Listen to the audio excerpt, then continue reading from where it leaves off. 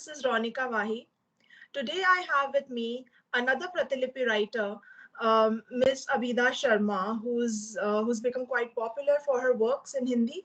She's um, she's somebody who's written a very interesting book, this one called Kisson Ki Rail.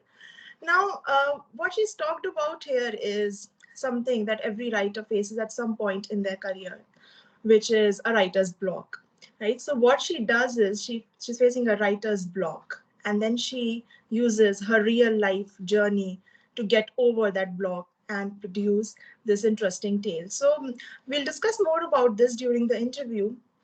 To give a background, she's done literature and history, and also has done travel and tourism in her formal education. She's published other works, and she's achieved quite a lot of popularity on the app Pratilipi.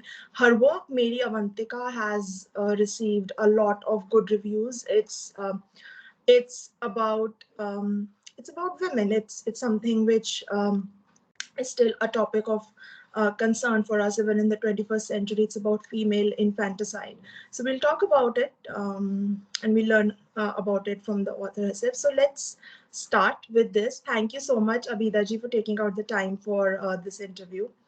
And अच्छा, तो आपका जो writers blog था, and आपने इस book को लिख के ओवरकम किया, जिसे किस्सों की रेल को, तो इसके बारे में और बताइए। आप क्या क्या फेस कर रहे थे उस टाइम पे, और कैसे आपने डिसाइड किया कि आप ये बुक लिखोगे, अपनी जर्नी के बारे में लिखोगे, ये डिसीजन कैसे लिया? एक्चुअली होता क्या है कि जब हम लिखते हैं और हमारी कोई एक रचना ऐसी होती है जो लोगों के मन में बहुत गहरा असर करती है, तो फिर हमारे ऊपर एक प्रेशर बन जाता है कि हम अगला कुछ लिखेंगे तो वो उस स्तर का है कि नहीं, क्योंकि लोग आपके पहले की लिखी रचना से आपकी आने वाली रचना की तुलना करते हैं। तो मेरे साथ यही हुआ था कि पहले कैनवास आई, तो कैनवास के बाद लोगों ने पूछना शुरू किया कि अब आगे क्या, आगे आप क्या लिख रहे हैं। फिर उसके बाद मेरी अवंतिका आई, तो जो होता है ना कि कैनवास का स्तर ऐसा था, तो फिर मेरी अवंतिका उससे एक स्तर ऊपर ही थी। तो अब मेरे ऊपर ये प्रेशर बढ़ता गया कि मुझे अब इस स्तर को मेंटेन करना है। तो इस चक्कर में ये हुआ कि बहुत सारी कहानियाँ दिमाग में तो रहती थी पर लिख नहीं पाते थे। वो एक तरह से जैम लग गया था और बहुत ज़्यादा प्रेशर था मुझ पर, तो कुछ भी नहीं हो पा रहा था वहाँ पे उस समय पे। तो वही था कि फिर आपके जीवन में दोस्तों का होना बहुत ज़रूरी है ऐसे समय पे। तो ये परेशानी मेरे दोस्तों ने समझी, और होता क्या था कि भीड़-भाड़ वाली जगह में जब जाओ, किसी ऐसे रिश्तेदार से मिलो, तो वो यही पूछता था कि अगली किताब कब आ रही है, अगला कब आ रहा है, ये ऐसा था। तो वो और ज़्यादा प्रेशर पड़ जाता। तो उन लोगों ने कहा कि नहीं, ऐसे हार नहीं माननी है, चलो हम तुम्हें वहाँ लेके चलते हैं जहाँ से हमने अपने जीवन की शुरुआत की थी। तो ऐसे समय में मतलब दोस्तों का योगदान बहुत होता है जी। और फिर उस सफ़र में मुझे किस्से मिलते गए, और फिर जब अभी लॉकडाउन लगा और जब वो रेल के पहिए एकदम से थम गए, तो मुझे लगा कि नहीं, ये तो लिखने लायक चीज़ है, इसको लिखना चाहिए और इसी को अब पहले आना चाहिए। किताब फिर ऐसे अस्तित्व में आई। अच्छा, तो आपकी किताब में, जैसे अभी आप बात कर रहे थे, मुझे लगता है ट्रेन जर्नीज जिसने भी जो भी गया है ट्रेन में, उसे हमेशा मेमोरेबल लगती है। कुछ ना कुछ बड़ी अच्छी यादें होती हैं ट्रेन जर्नीज की। और जैसे बुक में मुझे ये पार्ट बड़ा अच्छा लगा, जो ये डिस्कशन हुई थी। आई थिंक हम सबने एक्सपीरियंस किया हुआ है ये डिफरेंस, एसी कोच में बैठने का और नॉन एसी में बैठने का। तो मैं भी दोनों में ट्रैवल किया है। और जैसे आपका दोस्त है मोंटी, जिसने ये बोला कि किस्से और रिश्ते स्लीपर में ही मिलते हैं, नहीं, समथिंग लाइक दैट। तो वो मतलब कितनी सही बात है। जब अब सोचने बैठो तो वही वाले जो नॉन एसी में ट्रैवल करने के, एक साथ दूसरी फैमिलीज के साथ इंटरैक्ट करके जो मजा आता है, वो अलग ही नो लेवल का मजा होता है। और उसमें मतलब काफी कुछ ऑफ कोर्स यादें भी बनती हैं, कुछ सीखने को भी मिलता है। तो ओवरऑल ऑफ कोर्स आप ये ट्रेन जर्नी जो है, जैसे आपने लिखा, और भी बहुत राइटर्स ने ट्रेन जर्नीज को यूज किया है अपनी राइटिंग में, और लोग किस्से कहानियां वैसे भी बातचीत में सुनाते रहते हैं, बट इसके बियॉन्ड की ये चाहे वो राइटर हो या ना हो, लोगों को कहानियां देती हैं ये ट्रेन जर्नीज। उसके अलावा आपके हिसाब से अगर ट्रेन जर्नीज की बात करें तो लाइफ में अगर हम ब्रॉडली देखें तो आपके हिसाब से क्या ये सिखाती हैं लोगों को? देखिए, हाउ जो इम्पोर्टेंट? रेल है उसका जो अपना इतिहास है वही एक बहुत खूबसूरत कहानी है कि हाँ। जो रेलवे की जो शुरुआत हुई थी इस स्टॉकटन से डार्लिंगटन, मैनचेस्टर से लिवरपूल, जो पहली ट्रेन चली थी भाप के इंजन के माध्यम से औद्योगिक क्रांति के समय, तो पहले तो ये था कि मालवाहक के रूप में इसका उपयोग किया जाता था। फिर धीरे धीरे इसे सुगम बनाया गया और चूंकि अंग्रेज पूरी दुनिया में फैले हुए थे तो उन्होंने पूरी दुनिया में इसके जाल को फैलाया। तो उन्होंने तो अपनी सुविधा के लिए इसे बनाया था, मगर हम्म। ये हमारे लिए एक बहुत अंग्रेजों के दी हुई एक बहुत अच्छी देन है रेलवे। और बिल्कुल। रेलवे में हमारे पूरे देश को ये उत्तर से दक्षिण, पूर्व से पश्चिम रेलवे जोड़ता है। तो इस तरह से संस्कृतियां भी जुड़ती हैं। जब हम उत्तर से दक्षिण ट्रैवल करते हैं रेल में, तो कई राज्यों से होते हुए जब ट्रेन गुजरती है तो प्लेटफॉर्म पे जो सामग्री मिलती है, मतलब जो प्रोडक्ट्स मिलते हैं, वो भी चेंज हो जाते हैं स्टेट के हिसाब से। जैसे कि बिहार आएगा तो आपको लिट्टी चोखा मिलना शुरू हो जाएगा, और भेल पूड़ी कब झालमुड़ी बन जाती है और कब वो भेल पूड़ी बन जाती है इस तरफ आते आते। तो ये है कि एक तरह से बहुत अच्छा, मतलब एक सांस्कृतिक जो धरोहर है हमारी, उसके निर्माण में भी इसका बहुत योगदान है। और किससे तो बहुत मिलते हैं, जैसे बचपन से ही जब बच्चे को ये पता होता है ना कि उसे रेलवे में यात्रा करनी है, तो वो बहुत एक्साइटेड रहता है, क्योंकि 7-8 घंटे से कम की जर्नी तो ज़्यादा होती नहीं है। मतलब अपन को 7-8 घंटे तो ट्रैवल करना ही है रेल में, और फिर पड़ोस में कौन बैठा है, फिर धीरे धीरे उससे बातचीत शुरू हो जाती है। और ऐसे में क्या होता है कि ये सब चीज़ें सिमट जाती हैं, हम्म। लोगों ने अपने अपने पर्दे खींचे और बैठ हाँ। गए, कोई मतलब नहीं उनको।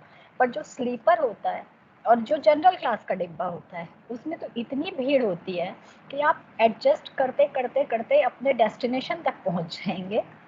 पर स्लीपर में क्या है, आप बैठ के खुद की बात सुना सकते हो, दूसरे की बात सुन सकते हो, बहुत अच्छा इंटरेक्शन होता है लोगों के बीच में।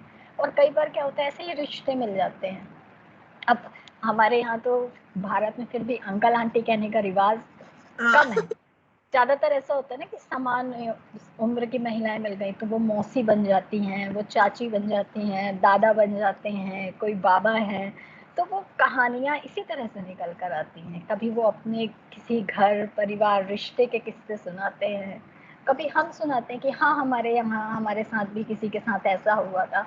तो इस तरह से कितनी कहानियाँ मिलती है, कितने रिश्ते मिलते हैं। अ, जी। तो अच्छा, अभी जैसे किस्से कहानियों की बात करें तो इससे मतलब जो भी हमारे लाइफ के एक्सपीरियंसेस होते हैं वो हमें बहुत कुछ सिखाते हैं। जैसे ये एक ट्रेन एक्सपीरियंसेस हो गए, प्लस जहाँ हम रहते हैं वहां से जो चीजें हम सीखते हैं वो भी हमारे पर्सपेक्टिव्स को शेप करती है। तो जैसे आप एक स्मॉल टाउन से बिलोंग करती हैं, तो वो आपके लिखने में कैसे आता है कि जो स्मॉल टाउन के एक्सपीरियंसेस हैं वो आप राइटिंग में, आपकी मतलब राइटिंग अफेक्ट होती है उससे, या किस एक्सटेंट तक होती है? लैंग्वेज तो एक मैंने देखा है आपकी, जो आपने लिखा है, मतलब वो, जैसे मैं दिल्ली में पली बड़ी हूँ, ठीक है, तो उस तरह की हिंदी हम उतना ऑफन नहीं बोलते। तो हम्म। लेकिन थोड़ा सा डिफरेंस है। और जिस मतलब आप लोग मतलब जैसे आपने लिखा है, आई थिंक दिल्ली में पर्टिकुलरली क्योंकि इतने मतलब यहाँ पे ज्यादा इम्पैक्ट है, और दूसरी लैंग्वेजेस के मिक्स का भी, आई थिंक पंजाबी का भी बहुत ज्यादा, और वो तो थोड़ा सा थोड़ी सी डिफरेंट है यहाँ के लैंग्वेज। अब हिंदी तो डिफरेंट है ही पूरे में। तो आप अपनी जो लैंग्वेज लिखते हो और जो एक्सपीरियंसेस लिखते हो, वो आपकी से स्मॉल टाउन लाइफ से कैसे इम्पैक्ट करते हैं, मतलब आपकी राइटिंग को? दरअसल मेरा जो शहर है, शहडोल है, वो बहुत छोटा-सा शहर है, जहाँ से मेरी ग्रेजुएशन तक की पढ़ाई हुई है। तो होता क्या है कि वो भाषा अलग चीज़ है, बोली अलग चीज़ है। हर 10-15 किलोमीटर के बाद में बोली बदलती जाती है, जी। क्षेत्रीय भाषा उसमें जुड़ती जाती हैं। तो हमारा जो शहडोल है, वो बघेलखंड से भी जुड़ा हुआ है, बुंदेलखंड से भी जुड़ा हुआ है और छत्तीसगढ़ से भी जुड़ा हुआ है। तो कुछ ऐसे शब्द होते हैं जैसे हिंदी में होते हैं तत्सम तद्भव, वैसे एक होते हैं देशज शब्द।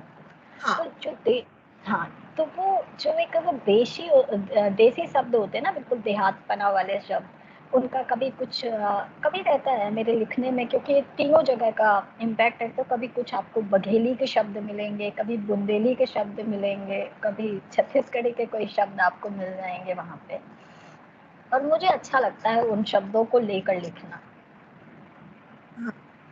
और वहाँ के एक्सपीरियंसेस कैसे इम्पैक्ट करते हैं आपकी राइटिंग को? मतलब एक अलग तरीके की लाइफ होती है, जैसे दिल्ली में अलग होगी, किसी स्मॉल हुँ। टाउन में थोड़ी डिफरेंट होगी, दूसरे दूसरे स्टेट्स में डिफरेंट टाइप की लाइफ होती है, अगर गाँव में जाओ वहाँ एकदम अलग टाइप की लाइफ है। तो जिस तरह की लाइफ आपने एक्सपीरियंस करी है, वो कैसे आपकी राइटिंग में आती है? देखिए क्या होता है कि छोटे शहर में हमें रिश्ते मिलते हैं और बड़े शहर में हमें अनुभव मिलते हैं कि मतलब छोटा शहर है हमारा, तो लगभग सभी लोग एक दूसरे को जानते हैं, हाँ। तो उसका एक असर होता है। और दूसरा क्या है, सबसे मिलना जुलना भी होता है। और बड़े शहरों में ये चीज़ें बहुत सीमित हो जाती हैं। आमने सामने फ्लैट में रहने वाले लोग एक दूसरे को नहीं जानते हैं, हमारा पड़ोसी कौन है। और छोटे शहर में तो क्या, लगभग हम पूरे शहर को ही जानते हैं, उसके परिवार को जानते हैं, वो हमें जानता है, हमें उसकी मतलब एक तरह से हमारी सोच भी, जैसे वो क्या सोचता है, हम क्या सोचते हैं, ये हम समझ सकते हैं। मगर बड़े शहरों में ये चीज़ नहीं हो सकती। आप गारंटेड नहीं बता सकते कि आपका पड़ोसी की सोच कैसी होगी। आप पड़ोसी को ही नहीं जानते तो उसकी सोच को कैसे जानेंगे? तो जी। ये अंतर आ जाता है वहाँ पे। तो कहीं न कहीं रहता है कि छोटे शहर के लोग आज भी थोड़ा जड़ों से जुड़े हुए हैं, संस्कृति से, मिट्टी से जुड़े हुए हैं, कह सकते हैं अपन। और बड़े शहरों में क्या होता है, थोड़ा-सा मिट्टी से दूर हो जाता है इंसान अपने। वो कोशिश करता है कि त्योहार उसी तरह से मना पाए, सब कर पाए, पर कहीं न कहीं वो मिट्टी से दूर तो हो ही जाता है। अच्छा, अगर आप पूरी आपकी राइटिंग की जर्नी की बात करें, तो आपने शुरुआत कैसे करी? और प्रतिलिपि का रोल क्या रहा है आपकी राइटिंग जर्नी में? दरअसल जैसे कई लोग होते हैं ना जिनका शौक होता है कि उनको लिखना होता है। मेरे घर में बहुत सारे राइटर हैं और मतलब मेरे पापा हैं, चाचा हैं और दोनों हिंदी साहित्य के प्रोफ़ेसर हैं। तो शुरू से मैंने वैसा माहौल देखा था, लिखने वाला जो माहौल होता है घर का। तो मुझे मेरे घर में वो माहौल नहीं चाहिए था कभी। मतलब मैं कभी राइटर नहीं बनना चाहती थी। बट वो होता है ना कि कुछ घटनाएँ आपके जीवन में ऐसा घटती हैं, जो आपको मजबूर कर देती हैं कि आप पेन उठाओ और लिखना शुरू कर दो। तो कहीं न कहीं मेरे अंदर भी वो एक वो जेनेटिक जो आता है ना, हाँ, तो वो एक चीज़ आ गई। तो जो जिसने कभी लिखने का नहीं सोचा, उसने भी लिखना शुरू कर दिया। वो यही बात होती है ना, जैसे कहते हैं कि आप लिखने को चूज़ नहीं करते, वो राइटिंग होती है, वो आपको चूज़ हुँ, करती है। वही सेम बात होती है। हाँ, जी। और प्रतिलिपि का क्या रोल रहा इसमें आपकी हाँ, जर्नी में? दरअसल मेरे दोनों उपन्यास जो हैं पहले आए हार्ड कॉपी में। और चूँकि दोनों उपन्यास बहुत महँगे थे, तो एक नए राइटर की इतनी महँगी रचना पढ़ना, कोई हुँ, भी व्यक्ति होगा वो पैसे खर्च करने से पहले 10 बार सोचता है कि सोचता मैं है। किस चीज़ को लूँ। तो जब मुझे ऐसा लगा कि नहीं यार, रचना तो मैंने अच्छी लिखी है, इसे पाठक मिलने चाहिए, तो मैंने उसे प्रतिलिपि पे डाला और दो। प्रतिलिपि पे मुझे पाठक मिले। और वो भी ऐसे नहीं कि 10,000 20,000। मेरी 24 घंटे से ज़्यादा लंबी रचना को 4.5 लाख से ज़्यादा पाठकों ने पढ़ा। तो फिर वो एक प्रतिलिपि का बहुत बड़ा योगदान है, उन्होंने मुझे पाठक दिए। और अच्छा, ये और जो फिर आपकी उसके बाद हुआ ये कि जब लोगों ने वो रचनाएँ पढ़ी, ऑनलाइन।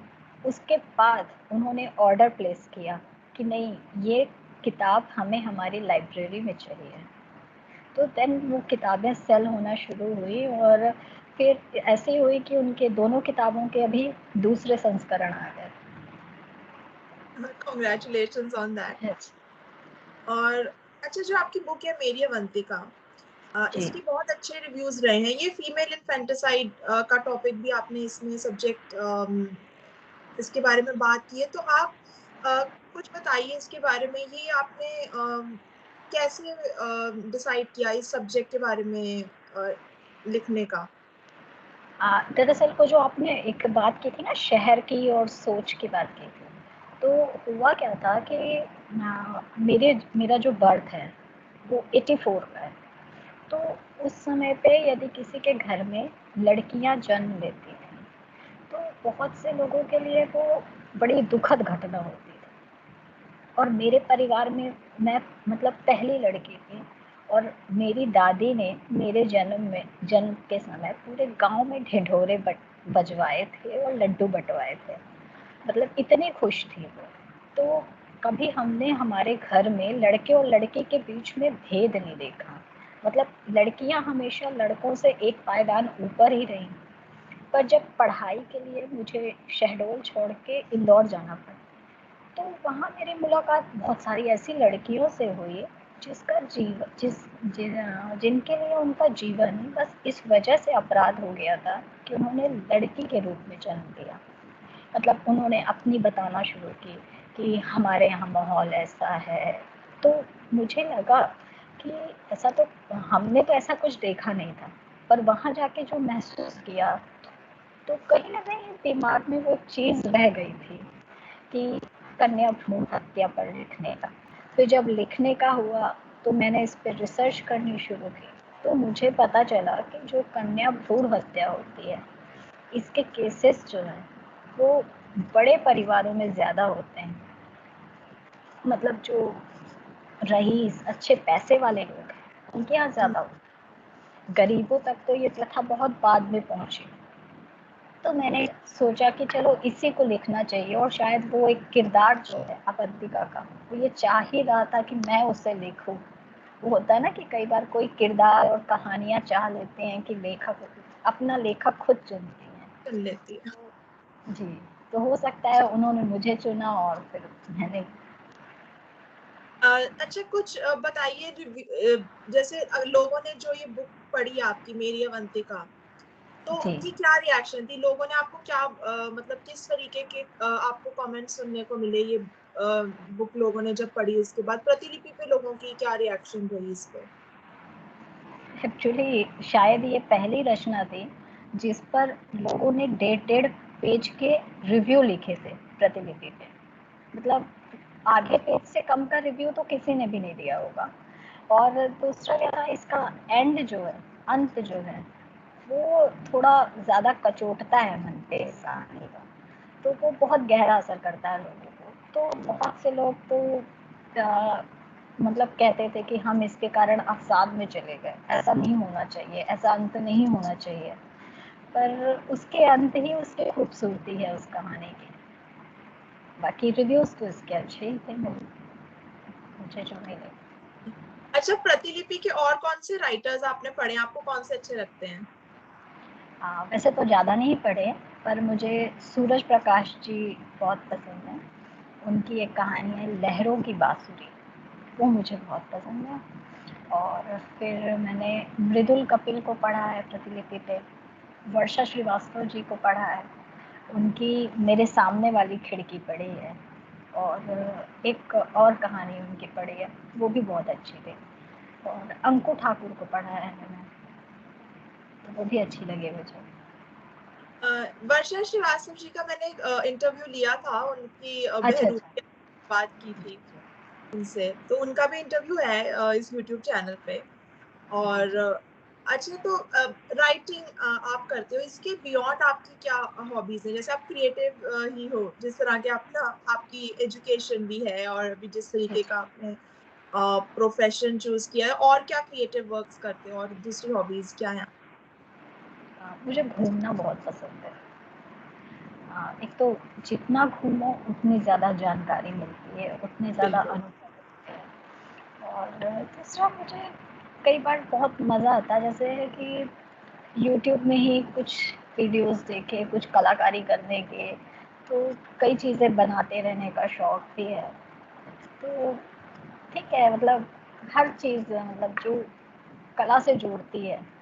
संगीत सुनना बहुत पसंद है मुझे, और बहुत इस अच्छा और सुरीला संगीत। तो आपकी फेवरेट सिंगर कौन है? मुझे वैसे तो किशोर कुमार जी पसंद है, मोहम्मद अच्छा। रफ़ी साहब भी पसंद है, तो सबसे जी। ज़्यादा पसंद मुझे अमित कुमार है। अच्छा। अच्छा, और अभी क्या लिख रहे हो, और कौन से नए वर्क्स आ रहे हैं आपके? अभी मेरे 3 उपन्यास हैं। एक है नाट्यमंच, एक है तीतर के दो आगे तीतर, और एक है कश्मीरी पंडितों पे। अच्छा। तो अभी कुछ बता सकती हैं आप, कुछ बताना चाहेंगी इनके बारे में? जो कश्मीरी पंडितों पर उपन्यास है, वो मेरी ही एक कहानी है, परिंदे। उसका विस्तृत रूप है, जो अच्छा। 90 के दशक में जो कश्मीर में हुआ, जी उसको जी लेकर कहानी, मतलब जो उपन्यास है मेरा, कि वो जो नरसंहार हुआ वहाँ पर, जी। उसका असर उस पीढ़ी के बच्चों पे क्या पड़ा, हम्म। कि वो बच्चे आज जो 30 साल की उम्र में पहुँच गए होंगे, उन्होंने जो देखा था, तो उनकी मानसिकता पे उसका क्या असर पड़ा। और ऐसे ही तीतर के दो आगे तीतर जो है उपन्यास, वो बच्चों के ऊपर ही है, कि जैसे आजकल माता पिता दोनों वर्किंग होते हैं, और बच्चों को बाइयों के भरोसे जैसे छोड़ दिया जाता है, तो उससे बच्चों के मस्तिष्क पर क्या प्रभाव पड़ता है। मतलब बच्चे यदि दादा दादी के साथ पलते हैं तो कैसे रहते हैं, और बाइयों के भरोसे पलते हैं तो कैसे रहते हैं, तो वो अलग अलग कैरेक्टर, अलग अलग शेड लेकर है उसमें। और तीसरा उपन्यास है नाट्य मंच, वो भी एक मंच की कहानी है।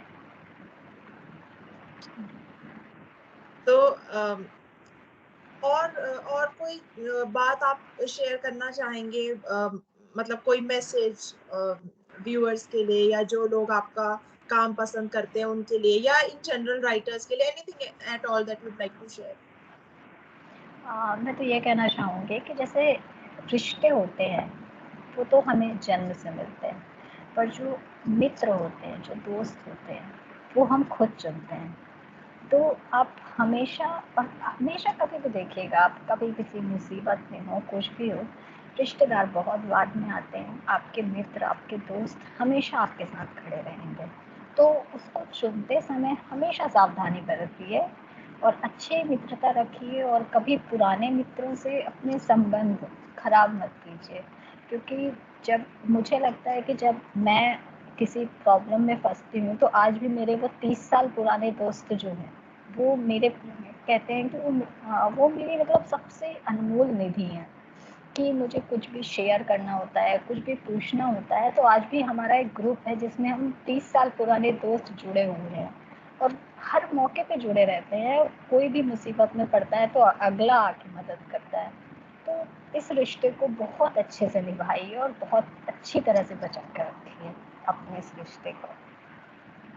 Thank you so much Abida जी, बहुत मजा आया आपसे बात करके। और जी। जो भी ये वीडियो देख रहे हैं, ये है बुक जिसकी हम बात कर रहे थे, किस्सों की रेल। तो मैं एक बार फिर से बता देती हूँ, इस बुक में एक ट्रेन जर्नी के बारे में है, और इसमें बहुत इंटरेस्टिंग किस्से हैं जो इनके दोस्त और दूसरे लोग शेयर कर रहे हैं। तो आप पढ़िए, ट्रेन जर्नी की यादें ताज़ा होंगी, किस्से कहानियां अच्छे अच्छे पढ़ने को मिलेंगे। And I will post my review on my blog as usual. So ronikawahi.blogspot.com. The exact link you're going to find in the description box of this video. And if you enjoyed watching this video, and if this evokes some memories of your train journeys or some other memories, do like, share, and subscribe. Thank you so much.